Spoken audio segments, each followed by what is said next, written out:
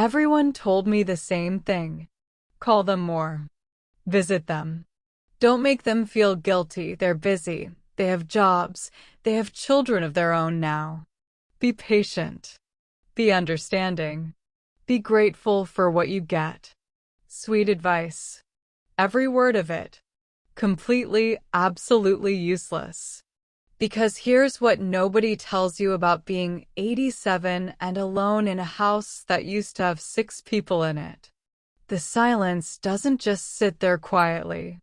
It moves. It follows you from room to room. It sits across from you at breakfast where someone used to sit. It sleeps on the other side of the bed where someone used to sleep. It stands in the kitchen while you make 1 cup of tea instead of 2, and it watches you. And no amount of calling your children fixes that. I tried. For 2 full years, I tried. And then one Tuesday morning, nothing special about it.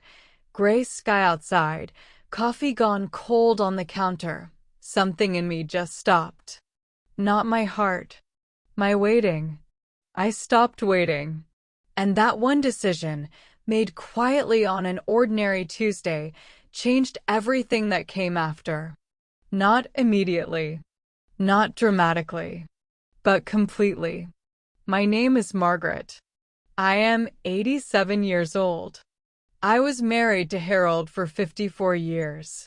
We raised 3 children in this house: David, who is the oldest and has his father's jawline, and my stubbornness, Susan, who is the middle one and has always been the most practical of the 3, and Claire, my youngest, who came into the world 2 weeks late and has been making her own schedule ever since.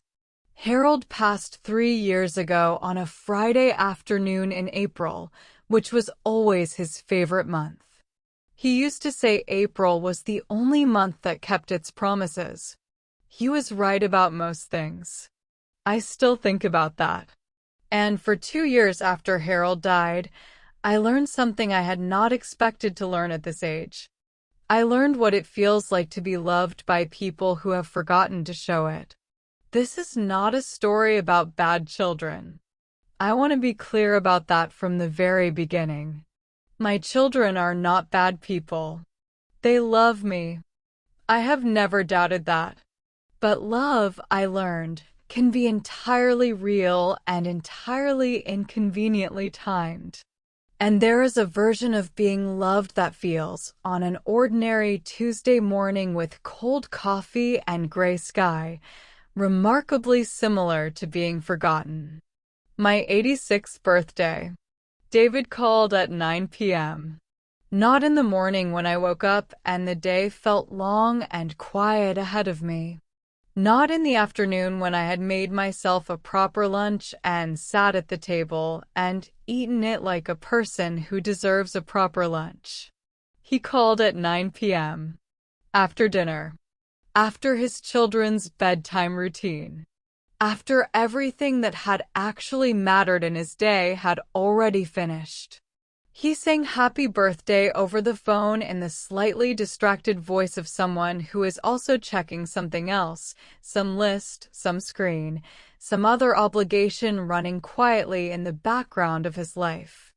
I said thank you. I said I was fine. I said don't worry about me. Women of my generation have been saying don't worry about me our entire lives. It is our least honest and most practiced sentence. We say it the way we breathe, automatically, without thinking, without anyone noticing. There is a specific kind of loneliness that comes from being loved on a schedule. Like a plant someone waters when they remember. You don't die, but you don't quite bloom either. You just exist in a kind of permanent almost visited, almost called, almost remembered. I had been living in that almost for 2 years, and I had been telling myself it was enough. Harold's chair is still by the window. Brown chair, worn on the right armrest where he always rested his hand when he read. After he died, I couldn't move it. I would walk past it every morning on the way to the kitchen, and my hand would sometimes reach out and touch the armrest the way you touch something to make sure it's still real. After 2 years, I still haven't moved it. And some mornings in that first year, in the very worst mornings, I would sit across from that empty chair at the kitchen table and think, Harold, at least you were here. At least when you were in this house you were present. At least you saw me every single day and never once made me feel like a responsibility. You can survive losing a husband. I know this because I have done it. What is harder to survive, what nobody prepares you for, is becoming invisible to the people you gave your entire life to build. That is a different kind of loss. It has no funeral. Nobody brings you food for it. Nobody sends cards. You just sit with it alone in a house full of someone else's furniture and learn to call it fine. The Wednesday that changed everything was ordinary in every way except what happened inside me. I had baked Susan's favorite lemon cake, the one she asked for every birthday from the time she was 7 until she was 19 and went off to university and started having opinions about sugar. I called her, left a message, said the cake was ready if she wanted to come. Said no pressure, come if you can, don't worry if you can't. I said it lightly. I know how to say things lightly. I have had decades of practice saying things lightly so that no one feels the weight of what I am actually saying. She texted back 4 hours later. 3 words. Can't this week. I looked at those 3 words for a long time. I looked at them the way you look at something that should mean something but has gone completely flat. Can't this week. As if I was a dentist appointment. As if I was something you reschedule and feel mildly guilty about for 2 days and then forget entirely. The cake sat on the counter. I ate a slice standing up, which I had told myself for years I would never do, and it was good, and that almost made it worse. That was the last time I called any of my children asking for something. Not out of anger. I want to be very precise about that. I have known anger. I have held it, turned it over, examined it from every angle, and I have learned over 87 years that it is the most expensive emotion you can carry. This was not anger. This was something quieter and, as it turned out, something far more useful. This was a decision. I did 3 things that week. Small things. Things that sound far too simple to matter as much as they did. But they mattered enormously. The first thing I did was get a notebook from the kitchen drawer. Blue cover, spiral bound, been sitting in that drawer for at least 3 years next to expired coupons and a pen that only works if you hold it at a specific angle. And I started writing down one thing every single day. Not how I felt. I was not interested in how I felt. I wrote down what I did. Monday, baked bread, the whole grain kind that takes all morning and makes the house smell like something. Tuesday, sat in the garden for an hour and watched 2 sparrows have an argument over the bird feeder with an intensity one found genuinely moving. Wednesday, read 6 chapters of a novel. Thursday, walked to the corner and back and spoke to the woman at the flower stall who always has something to say about the weather and is always correct about it. Small things. But they were mine. They were evidence. And writing them down every evening did something I had not expected. It made the days real. Made me real. Not a widow waiting for something to happen. A person to whom things were happening. There is a difference, and it matters more than I can properly explain. The second thing I did was put the phone in the kitchen drawer. Not permanently. I'm 87, not reckless. I need the phone for practical reasons, and I am aware of this. but I stopped organizing my entire emotional life around its silence. I had not realized, until I put it away, how much of my daily experience had quietly restructured itself around that phone. Every hour without a call had become its own small verdict. Every evening without a message had become confirmation of something I did not want confirmed. I had been checking it the way you check a wound, not to heal it, just to see how bad it still was. A phone that doesn't ring is only devastating if you are waiting for it. I decided to stop waiting. 3 weeks after I put the phone in the drawer, I went for my morning walk. I try to walk every morning.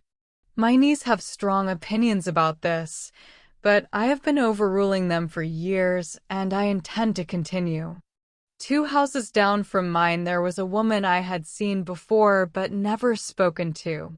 She was sitting on her front steps at 8 in the morning on a Tuesday with a cup of tea and the particular expression of someone who has been awake since 4 a.m. and has stopped being surprised by this. I had seen that expression before. I wore it myself for several years when my children were small and Harold was working long hours, and the house was full of small emergencies requiring immediate resolution. I knew exactly what that expression cost. I sat down next to her, without being invited, without asking. At 87, you have fully and completely earned the right to sit down next to someone without being invited. She looked at me, startled, the way people look when something unexpected sits down beside them. I said, "You look like someone who hasn't had a quiet minute in about 3 weeks." She looked at me for a moment. Then she said, "Try 3 months." And, just like that, we were friends. Not because we planned it or arranged it or decided to be. Because we were both sitting in the same kind of tired, and we recognized each other across it the way you recognize someone who speaks your language in a country where you don't expect to hear it. Her name was Nora. She was raising 2 boys alone, James, who was 11, and Thomas, who was 8.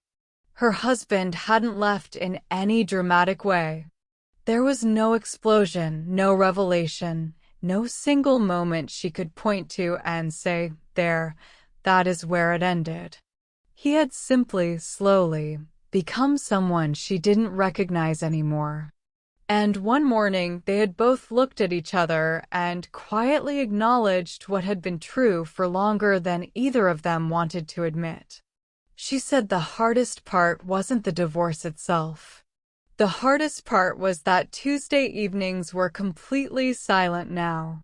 And silence used to mean peace, she said. Now it meant something else entirely.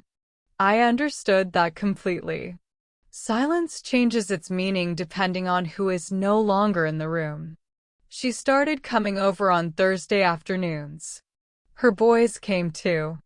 Thomas was 8 years old with Harold's exact stubbornness written all over his face, that specific set of the jaw that means I have already decided and your opinion is noted but not required. I recognized it immediately and found it completely endearing. James was 11 and serious in the way that 11-year-old boys are serious when they are trying very hard to be the man of the house and are too young to know yet that nobody needs them to be. I taught James how to make proper tea. Not the bag-in-a-mug version that everyone seems to consider acceptable now. Proper tea.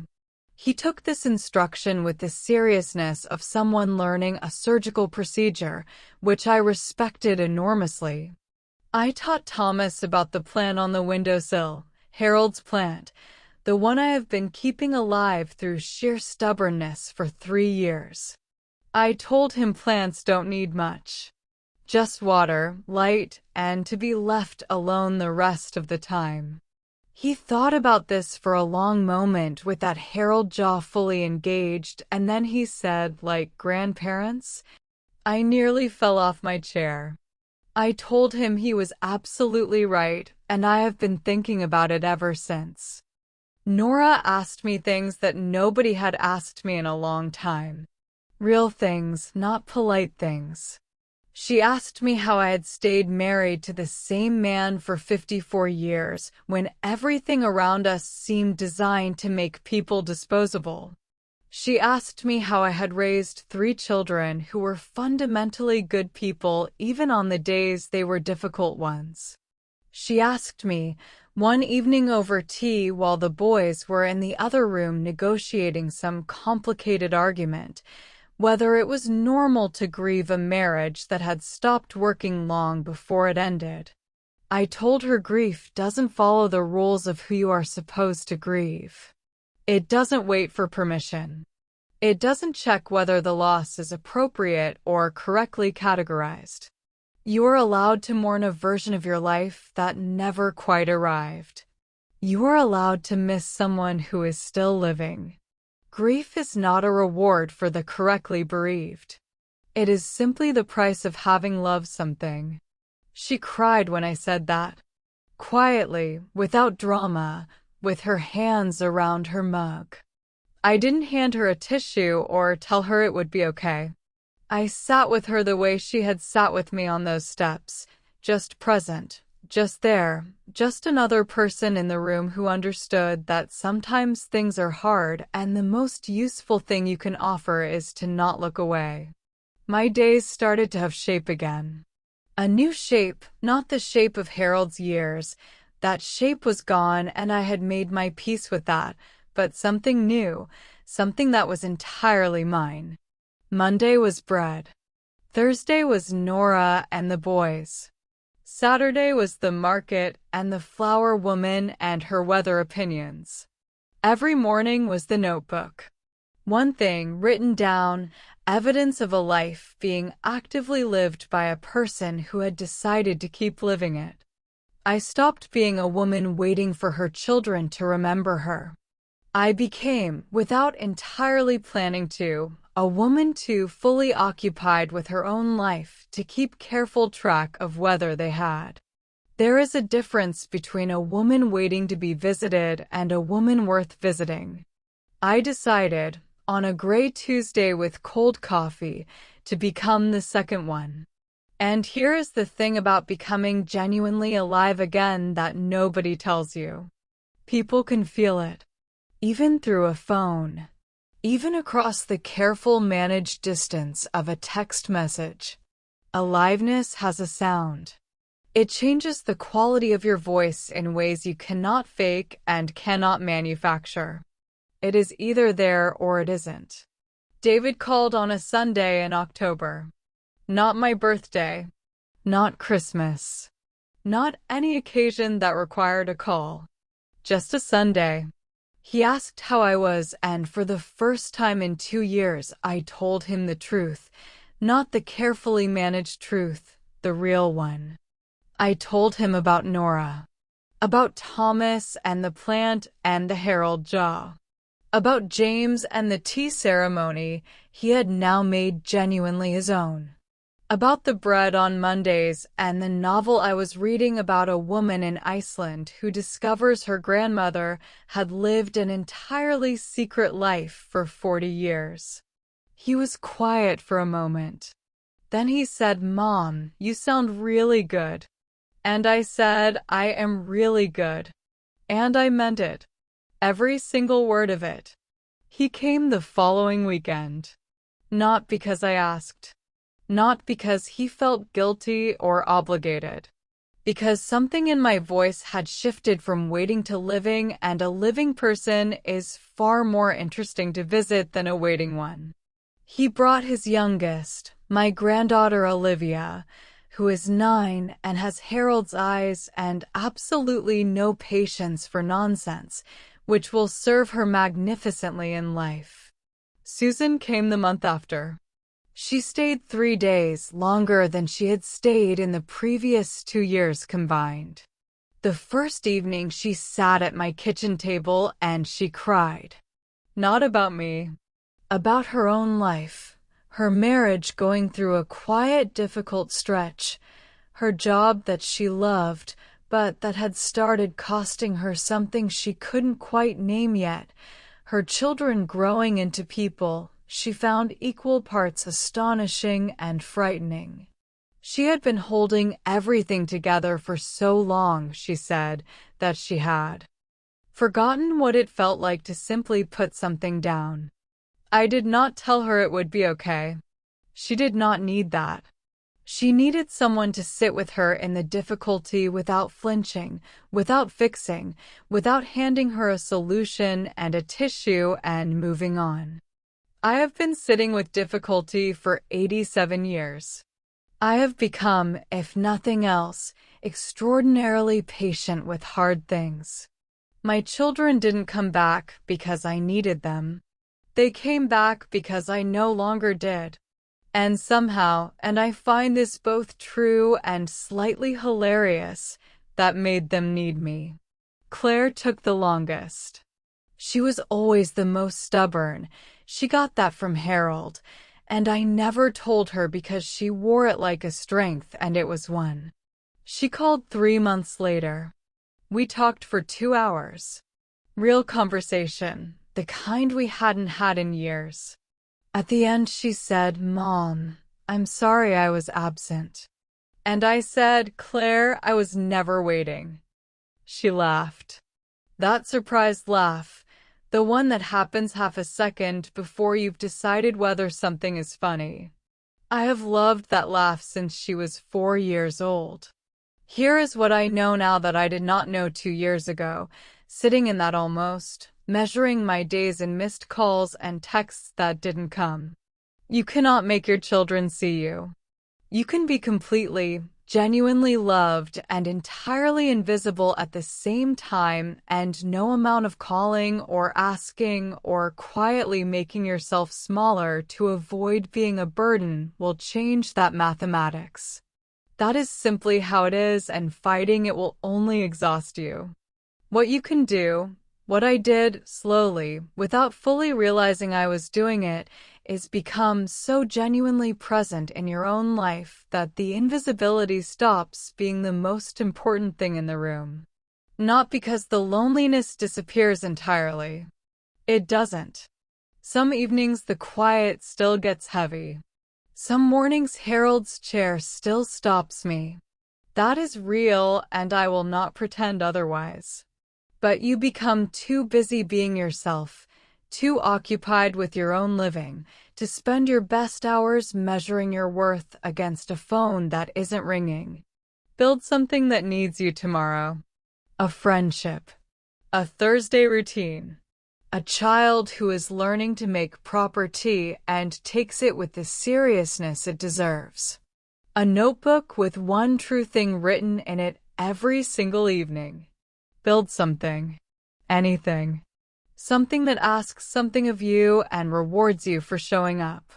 And then if they come, your children, the people you love who got busy and forgot for a while that busy is a choice, they won't find a woman sitting by a phone in a quiet house. They'll find a woman living.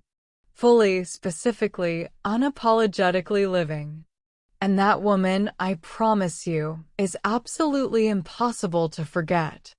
I'm 87 years old. My hands shake a little now when I water Harold's plant in the morning, the one by the window, the one I will never move. They used to be steady hands. They held 3 babies. They made 40 years of bread. They wiped more tears than I could count, mine and other people's both. They still work. They still know exactly what they are doing. They just shake a little while they do it. If your children have forgotten about you, don't beg. Don't call one more time. Don't make yourself smaller hoping they'll finally notice how small you've become. Put the phone in the drawer. Go for a walk. Sit next to someone who looks tired and ask their name. Write one true thing down every evening. Make the bread. Water the plant. Build something. They'll find their way back. They always do. And when they do, you'll have something real to show them.